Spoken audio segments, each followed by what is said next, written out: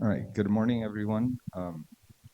This morning, we'd like to welcome Dr. Ahmed Sallam, who'll be who joined us yesterday, but this week he'll be visiting us, giving us some lectures, and joining us in surgery as well. As we all know, Dr. Sallam is a professor of ophthalmology at the University of Arkansas for Medical Sciences in the US. He's also the director of the uveitis service and the retina specialist in Jones Eye Institute. He's the residency program director as well. He's a quality officer and he's the director of clinical research at Jones Eye Institute. Dr. Salam is as we can see there, he's a specialist in uveitis, and he manages medical and surgical disease as well. He's very prolific in educational and research activities. He's authored more than 100 peer-reviewed articles, book chapters, and he's presented at multiple retinal and ophthalmology conferences throughout the world. So I'll leave the floor to you, Dr. Salam, Thank you so for much. his lecture this morning. Thank you, Dr. Smith, for the kind introduction.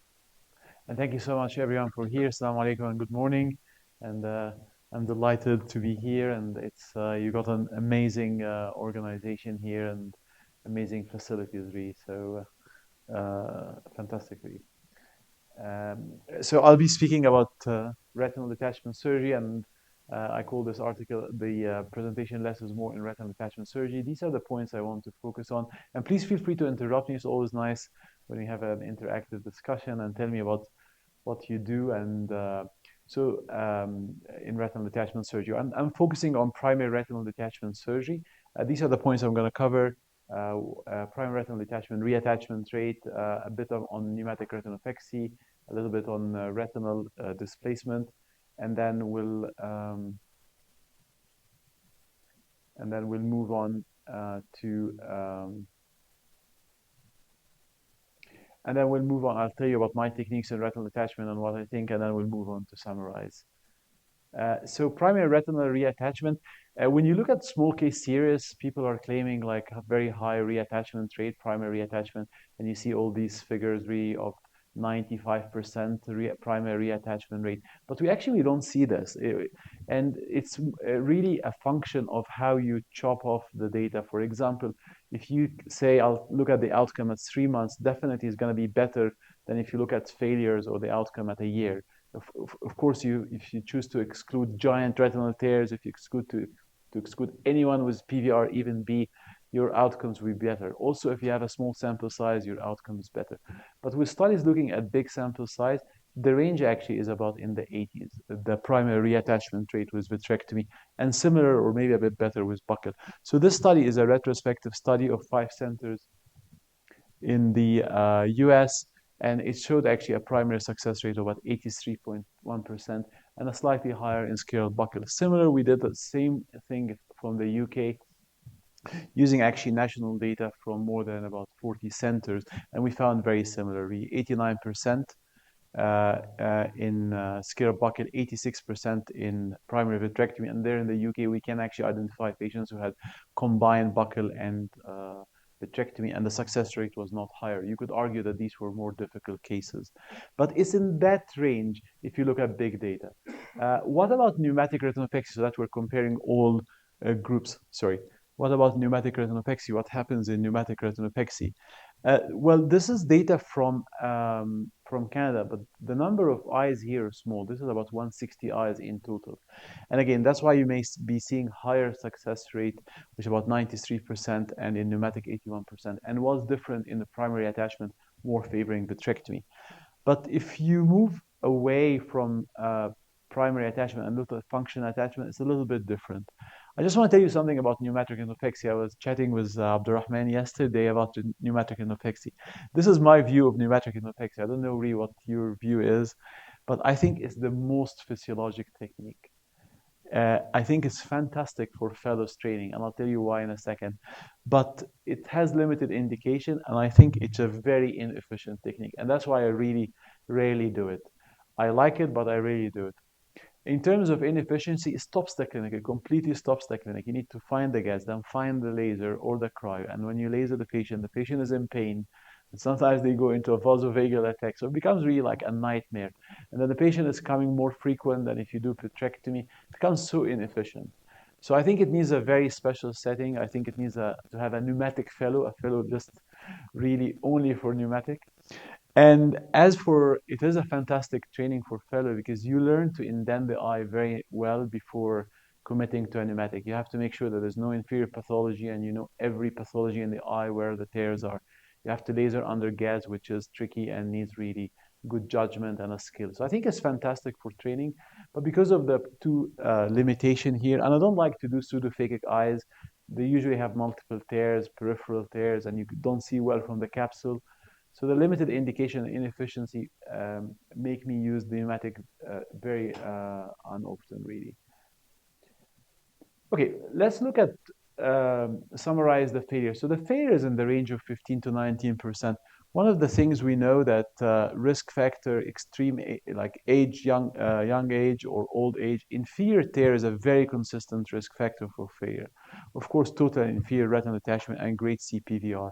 In one study from the UK as well, I looked at intersurgeon variation, and our question was that if you have done lots and lots of primary retinal detachment surgery, would that decrease your failure rate? Because we know that from the data, if you've done, oh, yeah, I agree. If we know from the data, if you've done cataract surgery, the more you do, your PC rupture rate is less. We did not find this actually, interestingly, in primary retinal detachment. We found that if you've done 50 or more, that's the number, and probably just getting the hang of it. Would anyone suggest why maybe this is the case in retinal detachment compared to cataract surgery? Why, like, if you've done more, it does not decrease your redetachment rate? Any suggestion? Tamponade, right? Yeah. Yeah.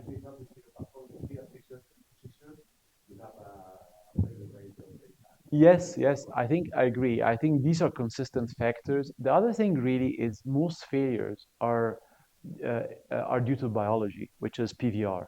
And that's in a way, we see the PVR here. These are the main risk factor for PVR. It's different from cataract surgery, where it's like a mechanical problem, and you learn by time how to avoid PC rupture. So here it's most of the failure is PVR, which we know is like overhealing. It's a keloid formation. Yes, there are risk factors, but there are also patients who like fail because they are like overhealing. Okay, let's move on to function. We know that vision is better, for example, here comparing pneumatic and vitrectomy, cataract is less. And also, if you look at buckles really and compensate for cataract, vision is better with buckle as well.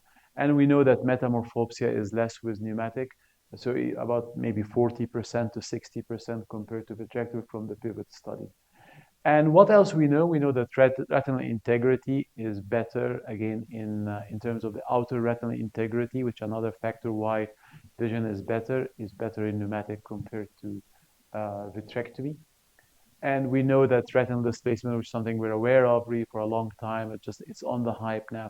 Retinal displacement tends to happen less with pneumatic or with any technique that will let the subretinal fluid just settle down on its own. Let's talk a little bit about retinal displacement. So here, this is a patient of mine, and that patient was operated. And you can see here there's a shift of this blood vessel down, which is marked here. So we know that retinal displacement happens if you have lots of fluids, particularly if you're having more of a superior tear-related detachment. And these are just a summary of a risk factor that it's less with pneumatic and non-drainage scare buccal persistent fluid related as well to the presence of gas inside the eye and the effect of gravity.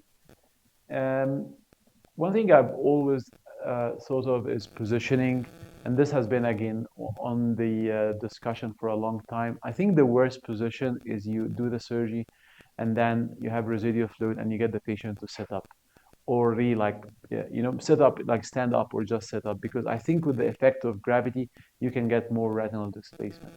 What about face down? Face down is better than just supporting for the break or sitting up for sure. This is something we know. But the problem really with face down is you have to do it in a way that the patient rolls to face down rather than sit and go to face down. The one thing which we're really not certain of, and which I tend to think, again, this is founded to a certain extent, but not totally founded. I think the best position is to leave the patient like on their back for maybe an hour or so until the subretinal fluid left behind disappears, and then let the retina settle down on their own. So that's what I try to do. I try to leave them on their back for about an hour, and then they go like on the trolley to the recovery on their back and stay there for an hour. Then after that, they sit and they go home and position for the break. I think there's one study ongoing now, and maybe we'll get an answer to this, is face down better than face up. So I think we need an answer on this. My thinking is supine position is the best, but don't get them to sit up. So with this in mind, let me just show you what I tend to do. So this is what a surgery that I tend to do for if I have. So the way I think of retinal detachment is my main indicator: do I have PVD or not? So that's the first thing I think of. And no PVD detachment, we know these are young patients detachment. They usually have a dialysis or atrophic holes with myopia, and they usually no PVD. And these patients, for me, I do a segmental buckle on them. I just find the break and segmental buckle. Otherwise, I usually go for vitrectomy. And for me, vitrectomy, it depends on where the breaks are. If the breaks are superior, 4 or 8 or above, I do this technique which we coin minimal drainage, minimal gas vitrectomy. So let me show you. So for me, the most important now, where are the breaks? If it's up in this area, then which is really the area like for pneumatic, then I do this technique here. And this is a patient with a break here in detached retina. So, and it's this patient is phakic eye. So I go here from one side and remove the vitreous, and I check with, usually they have separation, but I usually check with Kinologue. And then we found a break in attached, and then switch eye and do the vitrectomy the other side. Then I indent. I found a break in attached retina, so I treated with cryo before putting the air in. Then after that, I drain. I mark the break. I drain from the break as much as I get the retina stuck down. And then after that, I do not go to the disc, and I'll show you why in my mind in a minute. And then I treat with laser or cryo, and then we're done. And then I leave them flat on their back for about 1.5 to 2 hours. Then they go home and they position at night. And I don't position during the day; it's position at night. There's enough gas filled there, and this is usually what happens: is you get about, so no PFCL, no drainage rhodotomy. Again, it's very efficient and it's cheap as well if you use cryo. Usually in the next day, they get about 70% gas fill, which is enough for upper breaks. And then it disappears, the gas, and that's it. This is the end of it. This is different. My technique is different if they have detachment due to inferior breaks, because now it's different. The success rate is down. There's a very nice paper from the UK that actually looked at upper break detachment and lower break detachment. The success rate in upper break detachment is in the 90s, while lower break detachment is in the 70s. So in this type, I do different. I try to get all the fluid out. I use laser and not cryo, try to stick the retinal breaks intraoperatively if I can, and I use long-acting gas. And usually I do a drainage retinotomy. The idea is I want to refill the eye with gas and get the breaks to stick down quickly. So this is what I do. So here there's fluid, and I'm trying to drain from the breaks, but there's a lot of fluid there, and breaks are anterior.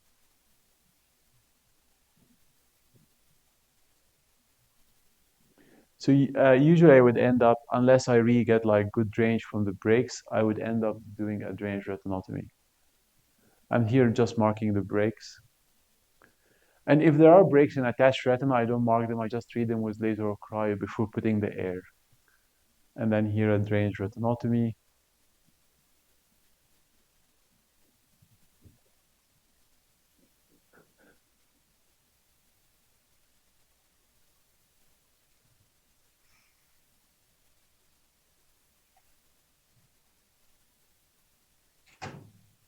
And then I try to leave the eye as filled with gas as possible. And usually I use long-acting gas and laser. and I laser the drainage retinotomy, usually gently, and I use long-acting gas. When I was in the UK, I used to use C2F6, but we don't have C2F6 in the US. I think other points really for discussion is 360 laser versus focal laser, additional encirclement or buccal with the vitrectomy, silicone oil versus gas, PFCL versus no PFCL. And that's what I tend to do. I just do only focal laser. I feel it just, you treat the pathology and that's enough. The problem is I find if you do 360 laser, I think if retina attaches, fantastic, but if the retina detaches, you end up with 360 breaks. And then these areas become thin. So I usually don't do 360 laser. I don't do additional buccal even for inferior breaks because yes, there is some evidence that additional buccal increases the rate of success. But even when you look at that increased rate of success and you compare it to other series, especially the UK series, which is really a beautiful series, success rate is still the same. It's in the 75%. So it did not change much. Nowadays, I try even in PVD detachment, if I have an inferior break and a nice localized retinal detachment, I just buckle it. I don't do vitrectomy. I still buckle it, although it's a horseshoe break. I put a radial buckle, which is right, not very difficult, not very bullous. Uh, and then I use gas always. I don't use oil for primary detachment. Even if it's a single eye patient, I tell the patient just, hang on with it and we use gas. And I drain from the break except when with the inferior tear detachment. I try to, in my mind, simulate pneumatic retinopexy as much as possible, especially for upper break detachment. Now, shift gears. Do you have any questions so far or any comments?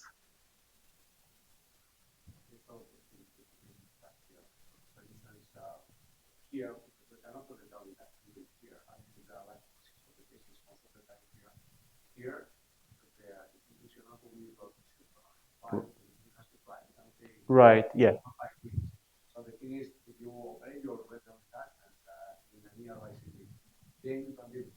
Yeah.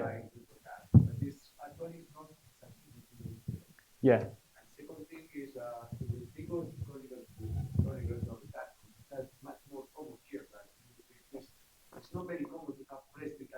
Right.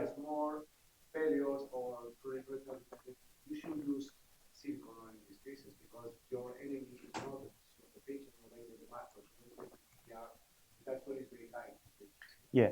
No, PVR detachment is different, of course. Yeah. Yeah.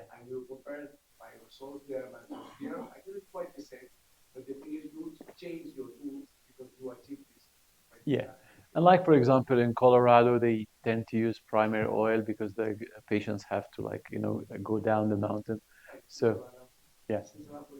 Yeah, and Switzerland, you're right. Yeah. Yeah. So okay, so let's talk a little bit about scale buckle. Maybe a question for the fellows if so why when you have like a no PVD detachment, which again you tend to judge it looking at the vice ring, but sometimes you cannot judge mainly based on the vice ring. You judge mainly based on the age of the patients and the type of breaks. If you have a dialysis, you know that this is a no PVD detachment, right? If you have an atrophic hole, usually this is no PVD detachment.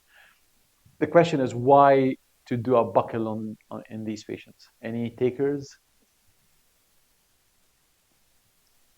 Why do buckles on young patients? Maybe not give them catheter, but that's not the main reason. So the main reason is this here. This is a patient where when I was a fellow, and I thought this actually patient has PVD, although her hole was rounded, but it was a pre-operculated tear. And anyway, we got this patient for vitrectomy, and then really we regretted because the hyaloid is so adherent, right? And then you really struggle, and here's us with the needle trying to get this hyaloid up. And the problem is when you have a retinal detachment, the retina is not stable, right? So you're trying and the retina is moving, and it becomes really a very difficult surgery. And that's A. B, like if this is a myopic patient with lattice in the periphery, you're going to end up opening all this lattice. And you're not going to be able to remove the vitreous over it. So in a way, you're shooting yourself in the foot. Well, actually, with a segmental buckle for the open atrophic oral dialysis, it's usually very successful. So I think for me, really, the main thing, especially that I'm not doing pneumatic, I do pneumatic when I'm forced to operate elsewhere in the main hospital over the weekend, and I really don't like operating on the weekend. That's where we do pneumatic. So usually we don't do pneumatics for the reasons I discussed. So then in my mind, when I see this patient, is it a buckle or is it vitrectomy? It's PVD versus no PVD. That's the main thing. So if it's no PVD detachment, then I re-indent them, make sure. I try to indent them. It doesn't work all the time, I'll tell you why. But I try to make sure that I know what I'm doing, and usually it's a segmental buckle. Okay, now this is what I tend to use. Usually I use a 5 millimeter sponge, and I put it either radially, if it's a horseshoe tear or a trophic hole in in between quadrants, or I use it like segmentally if it's a dialysis. My indications for encirclement is very limited. Again, this is usually this is the practice in the UK is you avoid segmental as much, you avoid sorry encirclement as much as possible. This is my main indication for segmental for a circumferential. My other indication if it's a PVR case and I'm not doing a retinectomy, but in primary detachment, this is my main indication. This is a patient who had a Toxcara uveitis and healed for 2 years, then came with retinal detachment, and this is the periphery. And this is a young patient, like 30 something. So you know that the hyaloid is attached. You know that there's a tear somewhere. You got all these membranes there. If you go in the eye, you're going to end up with retinectomy, oil, right, and not very good. So I know that the break is somewhere in the periphery. So then this is what I did. I went in, drained, and I put a 240 band. And then we got it flat. Where is the break? We don't know, but it's a permanent buckle unless someone comes and cut the buckle, right? So then the argument, would you do like a 360 laser on the buckle or not? I think you can, but it's the tear is somewhere there. We got it in. I mean, I think in retrospect, a little bit, and that's why the buckle can cause displacement. Here, I'm giving you the best demonstration of how displacement happened. You see these foldings there, because you're like decreasing the waist. It's like you're having a tight buckle, a tight belt there. So yeah, and this patient did very well, and there's a tear somewhere that we got. So this is my main indication for encirclement. So routinely, this is what I do. This is one of my previous fellows. Usually, the patients who receive buckle are young patients. In the clinic, we cannot indent them. So what we tend to do is put them to sleep. That's number one. And number two, before we scrub, we just put the indirect on and examine and make sure that the plan is the same. Mainly, we're looking for other breaks that we did not see in attached retina. If you have breaks in detached retina, it does not change the plan. You can actually laser them later, or you can cryo them during the surgery. So that's mainly what. And then after that, I draw it on the table, what on the board, what exactly I'm doing. And then after that, I will go for a segmental buckle, and I tend now to do it this way, which I'll show you. So this is here. This patient is interesting case. This is a patient who had a trophic hole, and he went to someone and they just lasered it.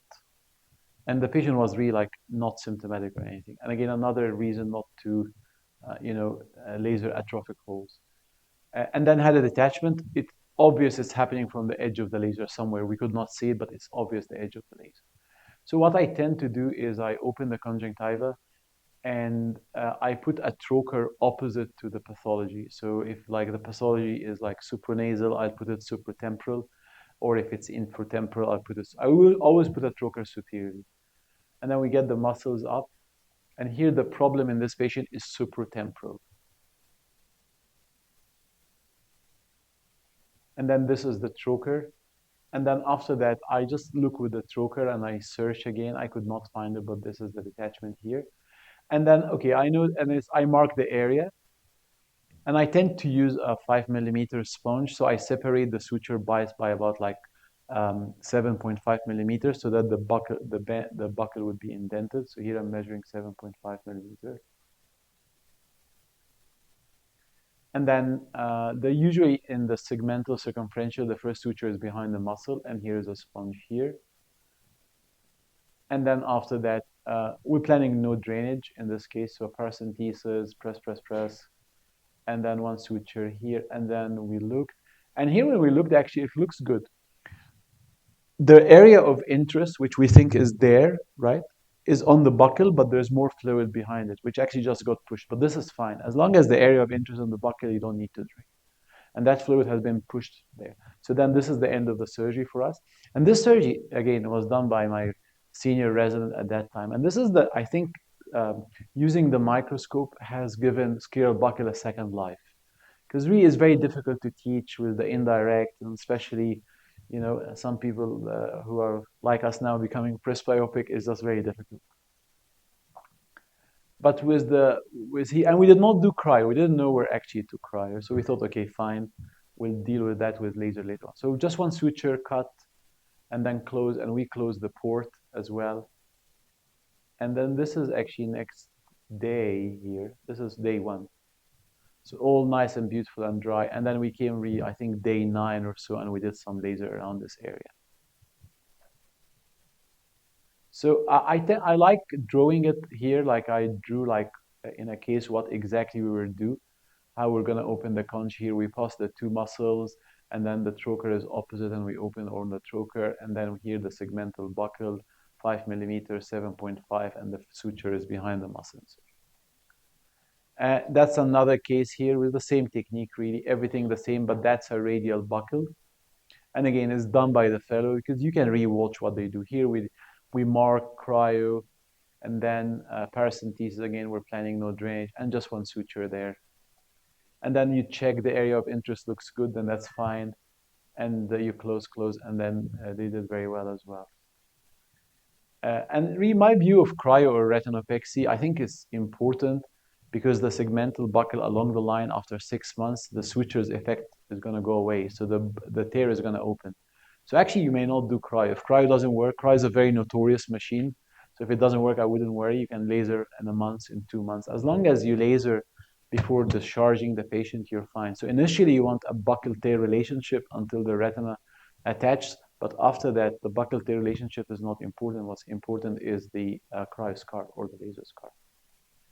Yeah, and and this is actually a really an interest. Please tell me if my time is over, so I don't want to keep you long. This is actually a very interesting case. This is a 14-year-old boy who lives a very active lifestyle. He lives on a farm and he rides horses. And he came to me with a retinal detachment and a macular hole.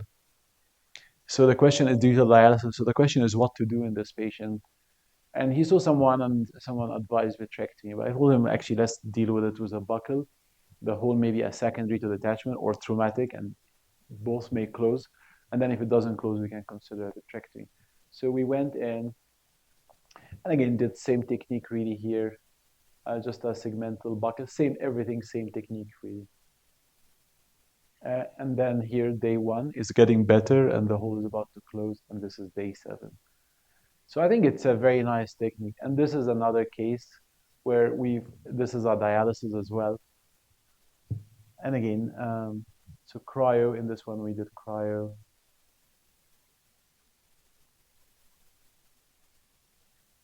And then after that, same technique, it's just the localization and the suture. And then after this, sometimes that becomes tricky. Like for example, here,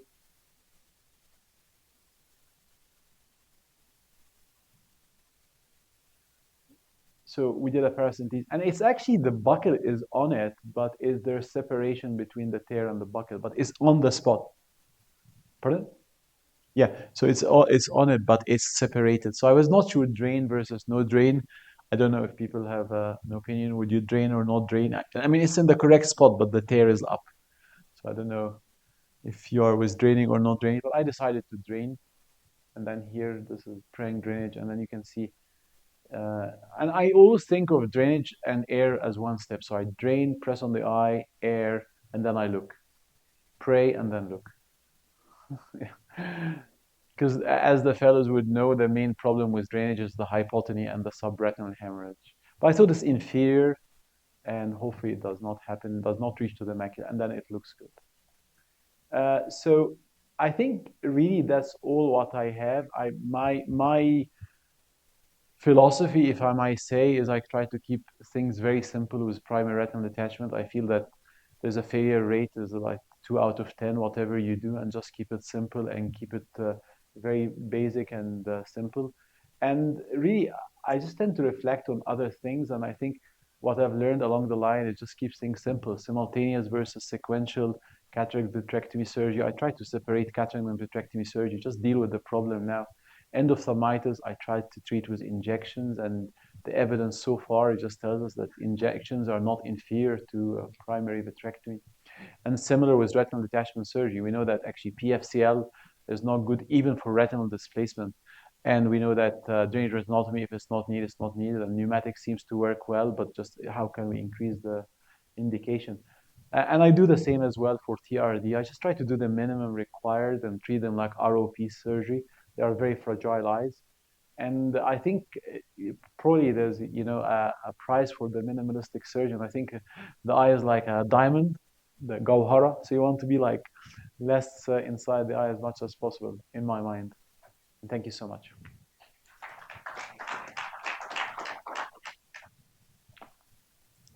Thank you. Sorry. All right. Thank you, Dr. Salam. Thank you so much. Yeah. So do we have any questions from our audience? I know there's a lot of comments. Dr. Rubio probably has some. Dr. Dibi, yeah, let me. Thank you so much.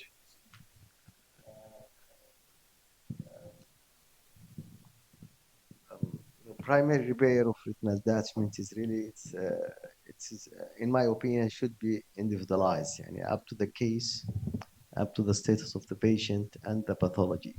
Not all the related to the retinal detachment the same as usual. We have certain patients that complicated, that you don't know what's going in the periphery. The relations between vitreous and retina is sometimes hectic.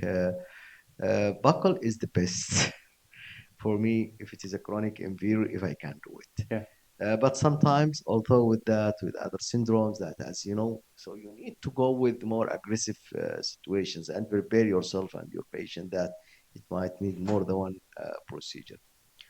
Pseudophakic RD, it is another, story. I think so. Need to be, having some arts differ from what we do in the just only phakic eyes, as we say. Traumatic RD is different from what they have. So it's really actually, it's with experience, you will find yourself, that you can put the pathway how you will deal with such patient. In the early years of my training, as we have only 20 gauge and indirect ophthalmoscope, and you cannot see the periphery well, so that the buckle, always there, tires rather than even that sponge. Then we just moved a little bit to do our full vitrectomy with encircling band, 360 degree. We find the success rate is good. But even though there is an peritoneal membrane, there is post-op inflammations, all this is, then we found the small gauge, which is showed really nice, and there is modification now, just only limited vitrectomy, let us to say modified pneumatic retinopexis, but all this is depends on the patient himself. Is he willing to accept if there is, recurrency, if there is, there is an additional procedures. So here our people, mostly they are coming from far away, living in the high mountains. Sometimes we are being pushed to put even though silicone or to do full procedure as one shot rather than to bring it. I don't know, maybe my colleagues share some experience in that. So Dr. Hassan brought up a very important point, which is that our patients that we get here, usually they come referred from other places where either private or public hospitals, and they're complex cases. So they come already with the idea that they need phaco IOL vitrectomy, but because they put everything in their head. So how do you convince a patient telling him, no, maybe we'll just do a buckle or we can just do a pneumatic? Have you had that difficulty? Yeah, I mean, we have the same thing. The only difference is that we don't have mountains. But we're the only academic center in the state, and the statewide is like more than 3 hours, like the width of the state. So we get patients from 3 hours away. And those are also the patients that mainly come to us as well as inmates. Because like the posh patients, usually they go to private practice. So I think I tell them, that's what we did. This is, it probably is better and just wait. And even single-eyed patients, I convince them to wait. I think flying is an issue, really, and mountains is an issue. And I think this is, if I remember like cases where I put oil in primary detachment, they were mainly patients who were flying. They insisted on flying. So I think flying for me is the main indication of oil in primary detachment. Of course, PVR is different. PVR detachment is another thing. It's another different. Usually, most people, including myself, would use oil rather than gas, especially with retinectomies. Unless some PVR, the PVR is localized, it's away from the break, I would still use gas. Yeah. Thank you, Dr. Ahmed. Great talk. So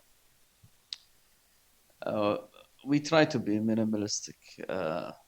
Now, um, I like that you mentioned that I check with Kinolog or Kinecort. So many times the concept that this is an old patient and you see a vice ring, you think there is BVD, but when you say triamcinolone, there is cortical vitreous. So vitreous cases should be kept in mind. And I think, in my opinion, not using triamcinolone is maybe up to a medical legal uh, level malpractice thing, because you did not confirm that there is BVD or the vitreous cases is a known phenomenon, and we should always look for the cortical vitreous. You mentioned that it is biological, and I agree. And many times you do everything, and the patient develops BVR, but there is a mechanical component to it if you leave hyaloid, and hyaloid is left if you don't go and look for it. So one of my mentors used to say, triamcinolone never lies. It will take an extra 30 minutes to remove that hyaloid with a diamond dust scraper, and this is a 30-minute additional time to your surgery. And many people will say, "Well, I'm a fast surgeon. I'll have to get it done and go up." So this is one comment. The second comment is uh, some people shy away from pneumatic retinopexy in younger patients, no BVD, thinking that this is not good. It will create inferior breaks and so on. It will complicate things. And I think it is most efficient and most valuable in younger patients with superior breaks. With no BVD, you do a pneumatic and it works very well. These are my two comments. Yeah, no, I agree. I think I mean, I agree with both, of course. And hyaloid is good to check, especially in high myopes, and of course, which is different in TRDs. Like diabetics, 97% they have vitreous crisis, and high myopes as well, detachment. The pneumatic, I think it works. Sometimes they actually, there's a nice study from Toronto that they showed that the majority of them got PVD afterwards. So I think you have to be careful because they can get PVD and new breaks. But you're right, it does work, and it's best to avoid vitrectomy in young patients. Vitrectomy in young patient is difficult. Yeah. Yeah. Yes. Yeah, and also doing a primary buckle in a young patient, if it fails and you need to go for vitrectomy, you already have a buckle in place. Yeah, and sometimes they have PVD after like the manipulations, or I don't know. So they get PVD after the buckle. Yeah. I like that your comments regarding to subretinal fluid drainage. Certain cases you might lift some fluids, especially in severe Yes. break, which is not harming at all. And I found it is very second day you will find nothing while you are in the surgery insisting to take everything. But actually, I starting to do that since long time to leave some of them there as the break is very well, sealed and closed. Yeah. So, sometimes when I was a fellow, one of my bosses, he was very smart. He always used to say it's a retinal break rather than a retinal detachment surgery. So it's a surgery for retinal breaks. Retinal break surgery, not a retinal detachment surgery. As long as you close the break, you'll be fine. Another trend that we see is that a lot of our here that we're a teaching center as well as there's the use of PFCL is a lot of fellows tend to want to use it. Myself, I don't use it for retinal detachments unless I really cannot detach the hyaloid. Do you find yourself inclining towards the use of PFCL or away? No, I actually don't like PFCL. I feel I think of PFCL, it might be a bit of old thinking. I think of it like a Russian roulette. You use it, nothing happens, you use it, and then suddenly something happens, and that's something is subfoveal PFCL. So I try not to use it. I use it mainly GRT and PVR.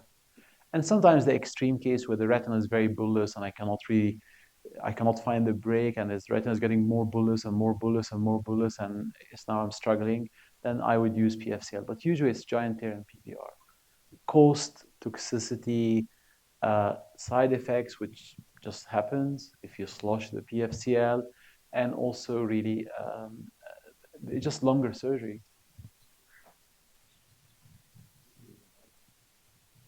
Yeah, I use it in the UK for PVR detachment when it was inferior breaks, and I think it's nice. And there's a beautiful paper came out as well from the UK showing it's better when the detachment due to inferior breaks is PVR, but in the US we don't have it.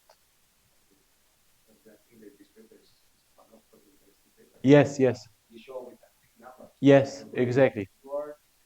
Yeah, these really few last papers coming from the UK veteran groups are really nice paper. David Yorston did a fantastic job putting them together. And the one on primary detachment, I can circulate it. I think would be nice if the fellows can have a look. It's a beautiful paper, really. The one for the primary detachment. Thank you so much, Dr. Ahmed, for the great talks. I have two comments and question regarding the intentional retinotomy. So there is a recent article published in Athena's group. They said that the risk of epiretinal membrane with intentional retinotomy is about 21%. Yeah. I know it's different Yeah, yeah. in a different country, in a different literature. There is like a big variation of the numbers and the percentage of Yeah. epiretinal membrane with intentional retinotomy.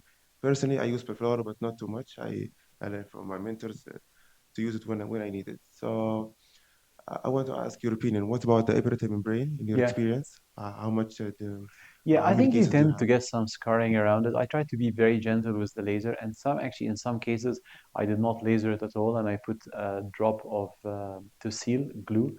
And usually there's no traction on it, so it doesn't break. But I think be gentle with the laser. But yes, you're right. You get epiretinal membrane. The thought is that it's usually away from the macula. But I just balance this against the routine use of PFCL. So I do drainage resolving mainly with inferior break detachment for the reason I discussed. I just want to get a big S fill. But you're right, yes. Yeah, so I think that the issue with the drainage retinotomy, if you're very gentle and you do not manipulate the cord, you do not touch it too much, you'll be fine. And you just, do very gentle laser, Yeah. it's good. Yeah. But if you start manipulating the cord and you do heavy laser, you will have an Yeah. epiretinal membrane contraction. I tell the fellow, when you manipulate the RPM becomes white. Yeah, so I tell them this is a positive Salam sign. Because I remember when I was a fellow, I would get this like every time. So I tell them, don't get a positive Salam sign. Have you ever considered that maybe your practice, what you're doing here, is depend of the kind of patients you operate in here? It means, if I'm not mistaken, the population of Arkansas is small Caucasian population here. So I have the experience to work in two different places. It was in Spain and it Yeah. was in Saudi Arabia. Yeah. So I told you the rate of patients with the yelloid attached here is huge.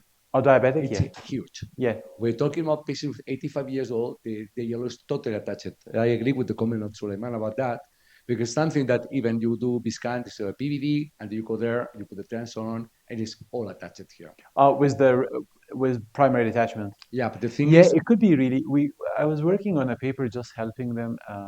A colleague in Rwanda. He's a friend who is UK trained, and then he decided to move to Rwanda. And the rates there of anomalous PVR is huge. So it could be really, and I think this would be very interesting to look at, like, research work from here, because it might be like, because usually the rule is that these patients have PVD unless they are myopic, but it might be really like, for example, Black Africans.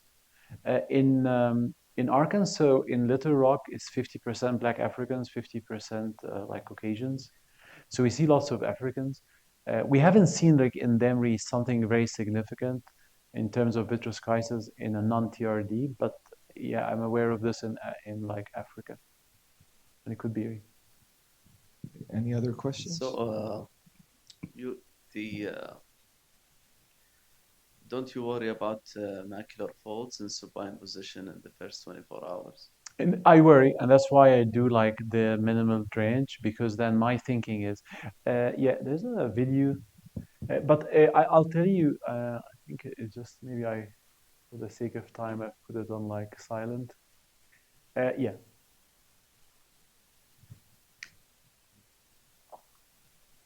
Look what happens in this case. This is actually a very interesting case. Is a patient who had, I wasn't sure if it's exudative or rheumatogenious, but ended up actually rheumatogenious detachment because the patient had choroidal as well. And it actually was due to a retinitis that caused the break and was immunosuppressed patient, CMV patient. But I'll come to the point. This is here the area of retinitis, and the break is next to it. So this is the money shot. And the patient had retinal detachment. But look here what happens if I drain from this drainage retinotomy and I go to the disc. What happens is as you drain and you fill the eye with air, the subretinal fluid now is heavier because you're filling the eye with air. So as you go to the disc, the fluid pulls backward. I mean, this patient had choroidal detachment already, but here the fluid pulls backward because as you drain and you insist on drainage, and here I was trying to insist on drainage, and because I was just trying to get a big gas fill. Uh, and that's what happened. That's why I try to avoid going to the disc because I try to avoid the fluid shifting backward towards the macula. Does that make sense in a way? And I think if you notice when you go to the disc, the fluid shifts backwards. So one way I try to emulate pneumatic is I do not go to the disc. But then you get a partial gas fill, which is fine for superior brakes. And I sometimes use 30% SF6. So I feel it's actually leaving fluid is fine, but try not to shift the fluid more backward by not going to the disc. You are not using this wrong. Why does it do it on top of the retina? Prevents the residual subretinal. It's not. I think what happens if you have like a membrane here, which is the retina, you have fluid in the vitreous and fluid under the retina. The retina is like this because it's fluid, right? But when you have now air, when you have air coming in, this fluid now is heavier, right? So the retina may fall because the fluid shifts backward because the fluid under the retina becomes heavier now because the eye is filled with air. So I try to avoid that situation with draining over the disc. So I leave the fluid, but I don't drain over the disc, and I just get them on their back. And in my thinking, the brake is closed. I try to calculate the RPE pumping, and I found like about probably an hour and a half is enough to get that fluid to go away. Fluid, we have seen many times that fluid in some cases not fine. Yeah. Some cases have residual fluid can stay for a few months. Yeah, absolutely. It's nearly 5% of retinal detachment. Yes. I would just leave it. I mean, we had like a couple of cases like this, and the literature says it does not affect the vision much, although they get RPE changes. I'm with you, but I leave it, and we see that with non-drainage segmental buccal as well.